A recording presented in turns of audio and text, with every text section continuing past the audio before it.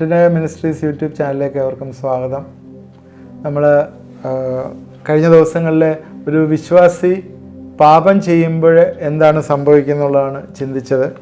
Believers present judgment as son എന്നുള്ളതിൻ്റെ ഹെഡിങ്ങിലാണ് നമ്മൾ ഇത് ചിന്തിച്ചത്. 3 കാര്യങ്ങളാണ് പ്രധാനമായിട്ട് പറയുന്നത്. 1, ഫെലോഷിപ്പ് നഷ്ടപ്പെടും. 2, ജോയ് ഓഫ് സാൽവേഷൻ, സന്തോഷം, രക്ഷയുടെ സന്തോഷം നഷ്ടപ്പെടും. 3, നമ്മൾ പറഞ്ഞത് നമ്മളെ ദൈവത്തിന് ഉപയോഗിക്കാനായിട്ട് പറ്റുകയില്ല. We cannot use because of the sin. ഇതാണ് പറയുന്നത്. നമ്മൾ വിശുദ്ധരായി സെപ്പറേറ്റഡ് ആയിരിക്കണം എന്നുള്ളത്. 4ാമത് പറയാനായിട്ടുള്ള when we sin our prayers will not be answered.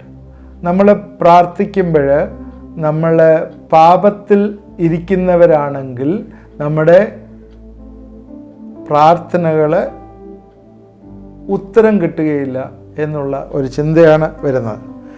സങ്കീർത്തനം 66:18 ഒരുപാട് വാക്യങ്ങൾ ഇതുമായിട്ട് ചേർന്ന് വായിച്ച് കേൾപ്പിക്കാം. സങ്കീർത്തനം 66:18 ഞാൻ എൻ്റെ ഹൃദയത്തിൽ അകൃത്യം കരുതിയെങ്കിൽ കർത്താവ് കേൾക്കുകയില്ലായിരുന്നു. എല്ലാവർക്കും കാണാൻ അറിയാവുന്നതാണ്. ഞാൻ എൻ്റെ ഹൃദയത്തിൽ അകൃത്യം കരുതിയെങ്കിൽ കർത്താവ് കേൾക്കുകയില്ലായിരുന്നു. യെശയ്യാപ്രവചനം 59:1-2 വാക്യങ്ങളിൽ രക്ഷിപ്പാൻ കഴിയാതെ കൊണ്ട് യഹോവയുടെ കൈ കുറുകിയിട്ടില്ല, കേൾപ്പാൻ കഴിയാതെ കൊണ്ട് എൻ്റെ ചെവി മന്ദമായിട്ടുമില്ല. നിങ്ങളുടെ അകൃത്യങ്ങൾ എത്രേ നിങ്ങളെയും നിങ്ങളുടെ ദൈവത്തെയും തമ്മിൽ ഭിന്നിപ്പിച്ചിരിക്കുന്നു. അകൃത്യങ്ങളാണ് ദൈവത്തിൽ നിന്ന് അകറ്റുന്നത്. നിങ്ങളുടെ പാപങ്ങൾ എത്രേ അവൻ കേൾക്കാതെ വണ്ണം അവൻ്റെ മുഖത്തെ നിങ്ങൾക്ക് മറയ്ക്കുമാറാക്കിയ. പാപം ഉള്ളിൽ വെച്ചുകൊണ്ട് പ്രാർത്ഥിച്ചാൽ ദൈവം പ്രാർത്ഥന കേൾക്കുകയില്ല എന്നുള്ളത്. ഇത് ക്ലിയറായിട്ട് വീണ്ടും യെശയ്യാപ്രവചനത്തിൽ തന്നെ വേറെടുത്ത് പറയുന്നുണ്ട്. യെശയ്യാപ്രവചനം 1:15 നമ്മുടെ യാഗങ്ങളെയും ദൈവത്തിൻ്റെ സന്നിധിയിലുള്ള ധൂപങ്ങളെയും സഭായോഗങ്ങളെയും കുറിച്ചുമൊക്കെ ജനറലായിട്ട് പറയുന്ന കാര്യമാണ്. അതിൽ 1:15 പറയുന്നത് ഇങ്ങനെയാണ്: നിങ്ങൾ കൈമലർത്തുമ്പോൾ ഞാൻ എൻ്റെ കണ്ണ് മറച്ചു കളയും. എന്ത് സീരിയസ് ആയിട്ട് പറയുന്നതാണ്. നിങ്ങൾ എത്ര തന്നെ പ്രാർത്ഥന കഴിച്ചാലും ഞാൻ കേൾക്കുകയില്ല. നിങ്ങളുടെ കൈ രക്തം കൊണ്ട് നിറഞ്ഞിരിക്കും. നിങ്ങളെ കഴിവ് വെടിപ്പാക്കുവീൻ. നിങ്ങളുടെ പ്രവൃത്തിയുടെ ദോഷത്തെ എൻ്റെ കണ്ണിൽ നിന്ന് നീക്കിക്കളവീൻ. തിന്മ ചെയ്യുന്ന മതിയാക്കുവീൻ.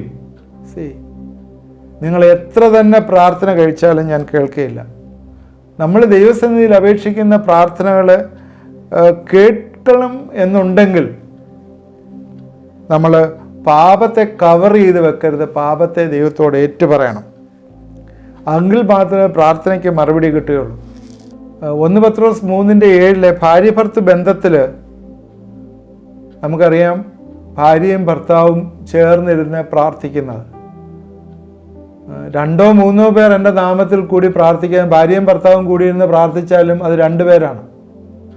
അവിടെ നിങ്ങളുടെ പ്രാർത്ഥനയ്ക്ക് മുടക്കം വരാതിരിക്കേണ്ടതിന് വിവേകത്തോട് ഭാര്യമാരോട് വസിച്ച്, ഭർത്താക്കന്മാർക്ക് കൊടുക്കുന്ന ഇൻസ്ട്രക്ഷനാണ്. സ്നേഹത്തിൽ വസിച്ചില്ലെങ്കിൽ പ്രാർത്ഥനയ്ക്ക് ഉത്തരം കിട്ടുകയില്ല.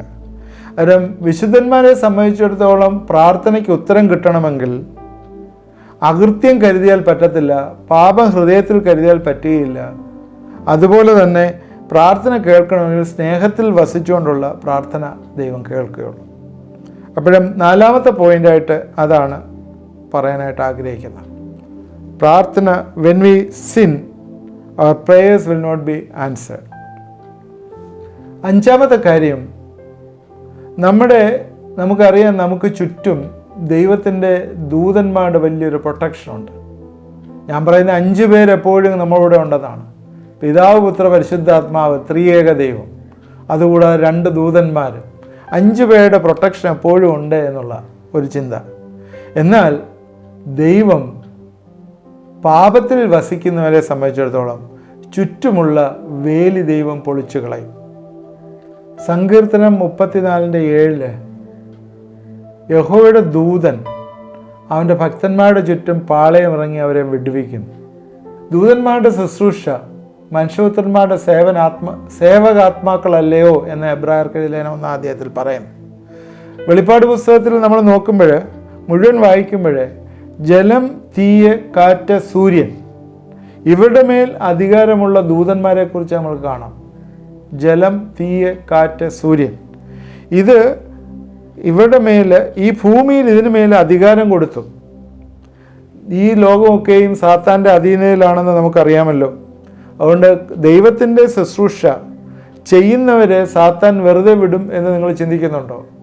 ദൈവത്തിൻ്റെ ശുശ്രൂഷ ചെയ്യുന്നവരെ അവൻ ഏത് രീതിയിലും കൊല്ലാനായിട്ട് നോക്കും. എന്നാൽ ദൈവം വേലികെട്ട് അടച്ച് നമ്മളെയൊക്കെ സൂക്ഷിക്കുന്നതാണ്. അവൻ്റെ ദൂതന്മാരുടെ കാവലുണ്ട്. എത്രയോ ഇൻസിഡൻസ് നമുക്ക് പറയാനുണ്ട്. അവൻ്റെ ദൂതന്മാരുടെ കാവൽ നമ്മൾ വണ്ടി ഓടിക്കുമ്പോൾ, നമ്മൾ നടന്നു പോകുമ്പോൾ, അല്ലെങ്കിൽ നമ്മൾ എന്തെങ്കിലും ആക്ടിവിറ്റീസ്, എന്തെങ്കിലും ജോലി നമ്മൾ ചെയ്യുമ്പോഴും ഇവിടെയൊക്കെ ആപത്തുകൾ, അനർത്ഥങ്ങളൊക്കെ വരാനായിട്ട് ഒരുപാട് സാധ്യതയുണ്ട്. എന്നാൽ ഇവിടെയൊക്കെ ദൈവത്തിൻ്റെ ദൂതന്മാരുടെ കാവലുണ്ട്. അതുകൊണ്ട് ദൈവത്തിൻ്റെ ദൂതന്മാർ നമ്മളെ സഹായിക്കുന്നതുകൊണ്ടാണ് നമ്മൾ ഞെരുങ്ങി ചത്തുപോകാതിരിക്കുന്നത്. അതുകൊണ്ട് ദൈവം നമ്മെ സൂക്ഷിക്കുകയും വിടുവിക്കുകയും ചെയ്യുന്നൊരു ദൈവമാണ്. എന്നാൽ നമ്മളെ ചുറ്റുമുള്ള വേലി പൊളിക്കാനായിട്ട് ദൈവം അനുവദിച്ചു കൊടുക്കുകയില്ല. എന്നാൽ ചില സമയങ്ങളിൽ അങ്ങനെ ചെയ്യാൻ സാധ്യതയുണ്ട്. എന്തുകൊണ്ടാണ്? ഇവിടെ ഈവൻ ഇയ്യോബിൻ്റെ പുസ്തകം 1-ാം അധ്യായത്തിൻ്റെ 9-10 വാക്യങ്ങളിൽ സാത്താനും ദൈവവുമായിട്ടൊരു സംഭാഷണം അവിടെ എഴുതിയിട്ടുണ്ട്. ഇയ്യോബ് ദൈവഭക്തനായിരിക്കുന്നത് കൊണ്ട് നീ അവൻ്റെ വീടിനും അവനുള്ള സകലത്തിനും ചുറ്റും വേലി കെട്ടിയില്ലയോ? നീ അവൻ്റെ പ്രവൃത്തിയെ അനുഗ്രഹിച്ചിരിക്കുന്നു, അവൻ്റെ മൃഗസമ്പത്ത് പെരുകിയിരിക്കുന്നു എന്നൊക്കെ പറഞ്ഞിട്ട് ഒരു സംഭാഷണം. അതിൽ സാത്താൻ വരെ പറയുന്ന കാര്യം, നീ അവൻ്റെ ചുറ്റും വേലി കെട്ടിയിട്ടുണ്ട്. ദൈവം അനുവദിക്കാതെ നമ്മെ തൊടുകയില്ല. വേലി കെട്ടി സൂക്ഷിക്കുക എന്നുള്ളത് പഴയ നിയമത്തിലുള്ളൊരു ഉദാഹരണമാണ്. യെശയ്യാപ്രവചനം 5-ാം അധ്യായത്തിൽ നമ്മൾ ചിന്തിക്കുമ്പോൾ 2-ാം വാക്യത്തിൽ അവനതിന് വേലി കെട്ടി അതിനെ കല്ല് പെറുക്കിക്കളഞ്ഞ് നല്ല വക മുന്തിരി നട്ടു, നടുവിലൊരു ഗോപുരവും പണിതു, ഒരു ചക്കുമിട്ടു, മുന്തിരിങ്ങ കായ്ക്കുമെന്ന് കാത്തിരുന്നു. കായ്ച്ചതോ കാട്ടുമുന്തിരിങ്ങ അത്രേ. കാട്ടുമുന്തിരിങ്ങ കായ്ച്ചു. നല്ല മുന്തിരിങ്ങയ്ക്ക് വേണ്ടി കാത്തിരുന്നപ്പോഴേ കാട്ടുമുന്തിരിങ്ങ കായ്ച്ചു. 5-ാം വാക്യത്തിൽ പറയുന്ന, ആകയാൽ വരുവീൻ, ഞാൻ എൻ്റെ മുന്തിരിത്തോട്ടത്തെ എന്ത് ചെയ്യും എന്ന് നിങ്ങളോട് അറിയിക്കും. ഞാൻ എൻ്റെ വേലി പൊളിച്ച് അത് തിന്നുപോകും, അതിൻ്റെ മതിലിടിച്ച് കളയും, അത് ചവിട്ടിയും മെതിച്ച് പോകും. ദൈവത്തിൻ്റെ എക്സ്പെക്റ്റേഷനിൽ ജീവിക്കാതിരിക്കുകയാണെങ്കിൽ അവൻ ചുറ്റുമുള്ള വേലി പൊളിച്ചു കളയും. ആ കാട്ടുമുന്തിരിങ്ങ ഉണ്ടായിക്കഴിഞ്ഞാൽ അതിൻ്റെ വേലി പൊളിച്ചു കളയും, അത് തിന്നുപോകും എന്ന് ക്ലിയറായിട്ട് ഇവിടെ പറയുന്നു.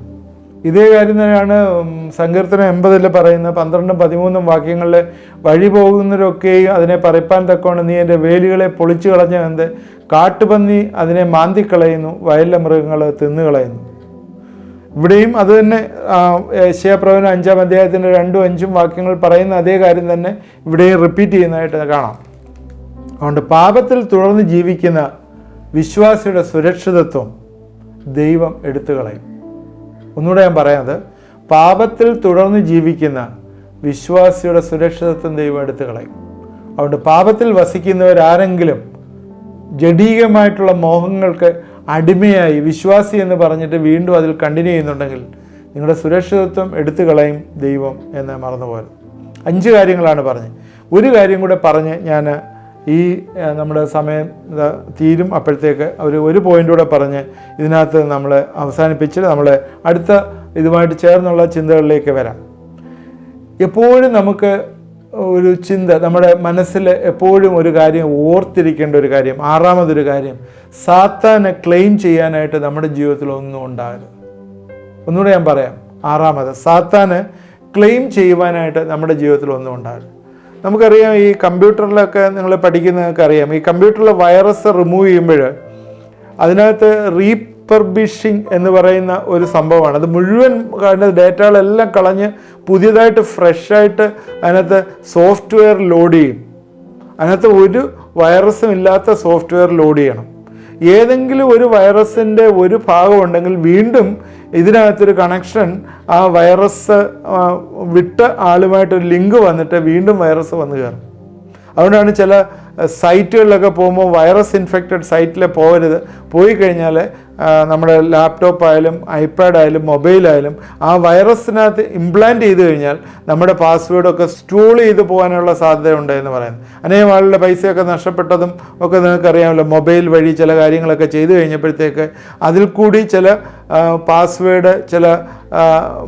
പാസ്വേഡൊക്കെ സ്റ്റോൾ ചെയ്ത് കൊണ്ടുപോകാൻ, മോഷ്ടിച്ച് കൊണ്ടുപോകാനായിട്ട് ചില കാര്യങ്ങളൊക്കെ അവർ ഇംപ്ലാന്റ് ചെയ്ത് അതിൽ നിന്ന് കാര്യങ്ങളെല്ലാം എടുത്തുകൊണ്ട് പോകുന്നതായിട്ട് കാണുന്നു. അതുകൊണ്ട് അതെല്ലാം ആ സോഫ്റ്റ്വെയർ മുഴുവൻ ഡിലീറ്റ് ചെയ്ത് കളഞ്ഞ് പുതിയൊരു സംഭവത്തിലേക്ക് ആയെങ്കിൽ മാത്രമേ നമുക്ക് നമുക്ക് അത് യൂസ് ചെയ്യപ്പെടുവാനായിട്ട് പറ്റുള്ളൂ. എന്ന് പറഞ്ഞാൽ എന്താണെന്ന് ചോദിച്ചാൽ, ജീവിതത്തിൽ ഇനിയും എന്തെങ്കിലുമൊക്കെ ജീവിതത്തിൽ ഉപേക്ഷിച്ച് കളവാനായിട്ടുണ്ടെങ്കിൽ അത് ഉപേക്ഷിച്ച് കളയണം. ജഡത്തിൻ്റെ പ്രവൃത്തികൾ എല്ലാ ദിവസവും വന്നുകൊണ്ടേയിരിക്കും. അതെല്ലാ സൈഡിൽ നിന്ന് സാത്താൻ ഇങ്ങനെ കുത്തിക്കയറ്റിക്കൊണ്ടേയിരിക്കും. എന്നാൽ സാത്താൻ ജീവിതത്തിൽ എന്നും ക്ലെയിം ചെയ്യാനായിട്ട് പാടില്ല. ഇത് നമുക്ക് ഇപ്പോഴൊന്നും തുടങ്ങിയല്ല. ചെറുപ്പത്തിൽ ചിലപ്പോൾ 5 വയസ്സുള്ളപ്പോഴോ 6 വയസ്സുള്ളപ്പോഴോ 10 വയസ്സുള്ളപ്പോഴോ ജീവിതത്തിൽ ഇത്രയും തരുണങ്ങൾ എന്നെ കെട്ടുകൊണ്ടിരിക്കുന്ന 50, 60, 70 വയസ്സുള്ളവരുടെയൊക്കെ ജീവിതങ്ങളിലൊക്കെ എന്തെങ്കിലുമൊക്കെ കൊണ്ടുവന്ന ചെറുപ്പത്തിലെ ഇംപ്ലാന്റ് ചെയ്തിട്ടുണ്ട്. അത് ഡീപ്പ് റൂട്ടായിരിക്കും. അത് പിഴുത് കളവാനായിട്ട് ഭയങ്കര പ്രയാസമാണ്. അതങ്ങ് ഹൃദയത്തിൻ്റെ ഉള്ളിലിരിക്കുക, അതങ്ങോട്ട് വലിച്ച് പുറത്തിടാനായിട്ട് പറ്റത്തില്ല.